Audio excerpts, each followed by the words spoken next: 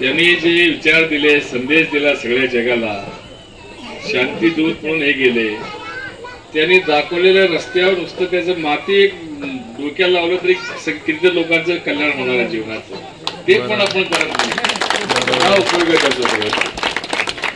म्हणून हे सगळे बंद करायचे. डॉल्बी बिल्बी कशाला पाहिजे सगळे, काहीच गरज नाही. आणि आज काय झालं माहिती आहे का, माझ्या माहितीप्रमाणे इतिहास मी वाचलाय, मोहम्मद पैगंबरचा जन्मही आजचं. कार्यक्रमासाठी आवर्जून उपस्थित असलेले आपल्या तालुक्याचे विकासरत्न माजी गृहराज्यमंत्री सन्माननीय सिद्धारामजी मेत्रे साहेब या ठिकाणी ईद मिलादच्या जुलूस मिरवणुकीनिमित्त आलेल्या सर्व मान्यवरांना त्या ठिकाणी मार्गदर्शन करायचं.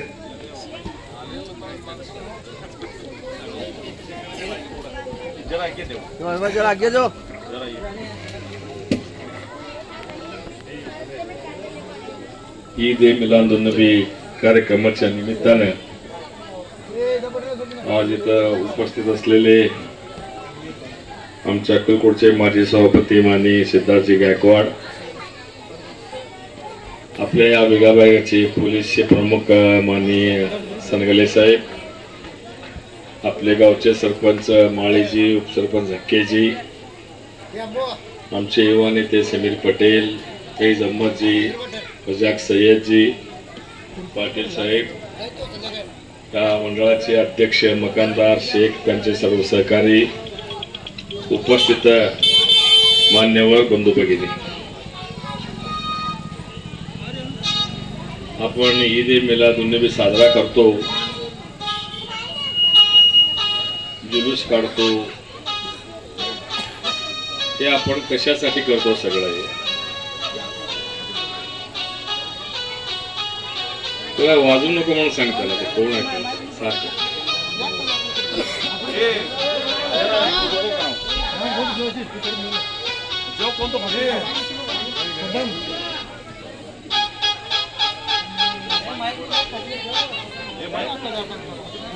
बंद कर. नाही ते मुलांना ते डान्स करायचं लागले. हे आहे ईद ए मिलादुन्नबी. मोहम्मद पैगंबरनी काय सांगितले आणि आपण काय करतो. बरोबर आहे, काय लागले, बरोबर आहे, बरोबर आहे. त्यांनी जे विचार दिले, संदेश दिला सगळ्या जगाला, शांतीदूत म्हणून हे गेले, त्यांनी दाखवलेल्या रस्त्यावर नुसतं त्याचं माती एक डोक्याला लावलं तरी किती लोकांचं कल्याण होणार आहे जीवनाचं, ते पण आपण करत नाही. हा उपयोग आहे त्याचा सगळं. म्हणून हे सगळे बंद करायचे. डॉल्बी बिल्बी कशाला पाहिजे सगळे, काहीच गरज नाही. आणि आज काय झालं माहिती आहे का, माझ्या माहितीप्रमाणे इतिहास मी वाचलाय, मोहम्मद पैगंबरचा जन्मही आजच आहे आणि मृत्यू त्या दिवशीच. एक झालं ते सोमवारी, ते त्याच्यामुळे तुम्हाला प्रशासनाने आज दिलं परमिशन काढायला, पण गणपती विसर्जन एकदाच आलं, हे एकदाच आलं, म्हणून दोन्ही एकदम आलं तर परत काहीतरी व्हायला नको आणि ह्यांचं टेन्शन वाढायला नको म्हणून गेले ते.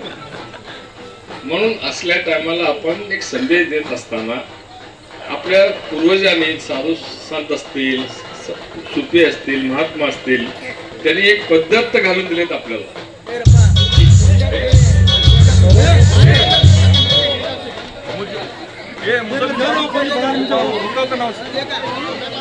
तुम पैसे दे के लाए की हो पैसे दे के आए.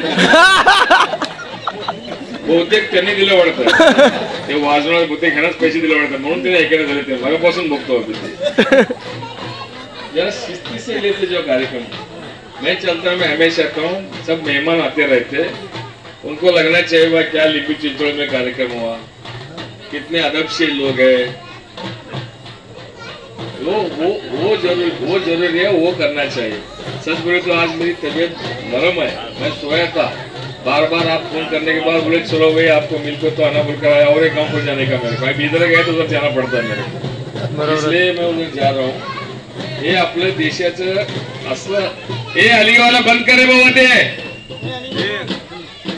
नाही तर तुझं हलगी ते बँड बिंड सगळं जप्त करायला सांगतो सरंगले साहेबाला. हात घालाव, ते सोडू नका एक 8 दिवस, ते घेऊन जाऊ. आता लय झालं किंवा माहित आहे की तू हलगी वाजवतो चांगला मला.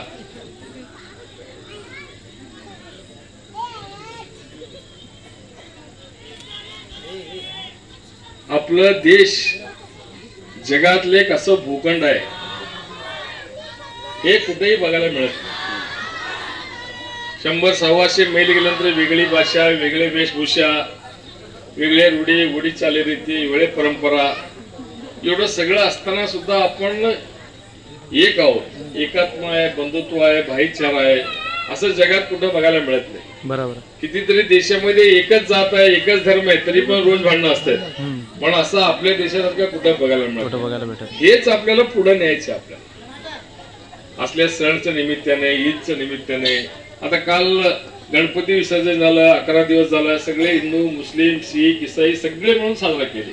तुमचं ईद मिलाद पण सगळेजण साजरा करते. असलं चित्र भारताशिवाय जगात कुठं बघायला मिळत नाही. तुम्ही बघा, सगळेजण इथे टीव्ही बघता, तुम्ही चांगले चॅनल बघा, तुम्ही चांगले बरोबर. दुसरे जे आध्यात्मिक सांस्कृतिक चॅनल आहे त्याच्यावर बघा. तुम्ही परदेशातनं जे संत महात्मा येतात, तत्वज्ञ येतात, मोठे मोठे धर्माचे गुरु येतात, ख्रिश्चन धर्माचे पोप येतात, ते येत असताना आपल्या इंडियामध्ये उतरत असताना डायरेक्ट त्यांनी आपला पाय ठेवत नाहीत. त्यांनी असं छातीला हात लावून नमस्कार करतात किंवा जमिनीला हात करूनच त्यांनी उतरतात. त्यांनी तसं का करतात? त्यांनी त्यांची श्रद्धा आहे, भक्ती आहे. त्यांनी काय म्हणतात, हिंदुस्तान की भूमी हे सुफी संतों की पावन भूमी आहे म्हणतात ते. मग असल्या पवित्र भूमीमध्ये तुमचं माझा जन्म झाला सगळ्यांचा. मग आपण कसं वागायला पाहिजे, कसं राहायला पाहिजे, एकमेकांबद्दल प्रेम, सहकार्य, बंधुत्वाला भावना, एकमेकाला सहकार्य करायला जर गेलो तर निश्चितपणे आज आपलं हिंदुस्थान, भारत देश कुठं पण ह्याच्यापेक्षा कितीतरी मोठं पुढं होऊन जाईल. ते सगळं असते. काही घटना घडत असते, इकडचे एक 4 असते, तिकडचे एक 4 असते. तसल्या लोकांना त्या समाजातील लोकांनी थांबवलं पाहिजे, समजून सांगायला पाहिजे, नाहीतर प्रसंगी वटणीवर आणायला पाहिजे त्यांना. ते प्रत्येक समाजाचं, धर्माचं कर्तव्य आहे. ते असं जर आपण सरळ वागत गेलो तर निश्चितपणे या देशामध्ये एक चाचणी सुद्धा कुठं पडणार नाही. एवढं मात्र निश्चितपणे मी तुम्हाला सांगतो. त्या दृष्टिकोनातून आज मी दिलाधुनीचे मी शुभेच्छा देत असताना एवढंच सांगतो, हजारो वर्षापासून जसं आपण बंधुभावाने, प्रेमत्वाने, एकात्मने, भाईचाराने वागत आहोत, असंच पुढे आपण सर्वजण वागूया.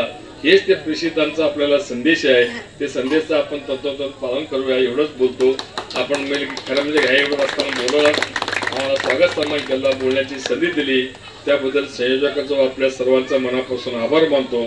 असंच आपलं लिंब चिंचोळेवाल्यांचं प्रेम, आशीर्वाद कायम आमच्या पाठीशी राहावं एवढंच विनंती करून माझे 2 शब्द संपतो. धन्यवाद. सन्माननीय साहेबांनी या ईद ए मिलादच्या कार्यक्रमानिमित्त आवर्जून वेळ काढून उपस्थित राहिल्याबद्दल व समाज बांधवांना ईद ए मिलादचा सामाजिक संदेश आणि एक एकोपा जपण्याचा या ठिकाणी संदेश दिला, त्याबद्दल आदरणीय मेत्रे साहेबांचं आपल्या कमिटीच्या वतीनं खूप खूप आभार.